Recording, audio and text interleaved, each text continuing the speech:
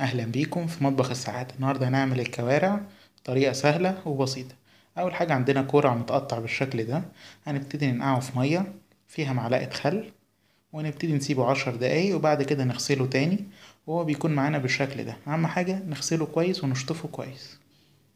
وبعد كده عندنا حلة على النار فيها معلقة زبدة وزيت، هنبتدي نحط الكوارع فيها بالشكل ده ونبتدي نشوحها على كل جنب، يعني 3 4 دقايق على الجنب ده و3 4 دقايق على الجنب ده، ما نشوحهاش كتير.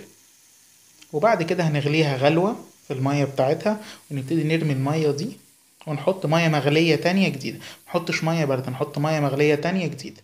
يعني هنديها غلوة في المية الأولانية ونرمي المية، وبعد كده نحط مية تانية مغلية. وبعد كده لو ظهر ريم على الوش بالشكل ده هنبتدي نشيله بالمعلقة واحدة واحدة ونتخلص منه. الريم ده بيكون الحاجة الصفرة كده بتكون ماشية على الوش، للي ما يعرفش بنبتدي نشيله بالمعلقة كده ونتخلص منه بالشكل ده. وبعد كده عندنا بصلتين كبار ومعلقة ملح ومعلقة فلفل ومعلقة بهارات ومعلقة زعتر، هنبتدي نحطهم في الشوربة زي ما حضراتكم شايفين. ومرحلة السوا كلها على النار هتاخد حوالي ساعة بالظبط.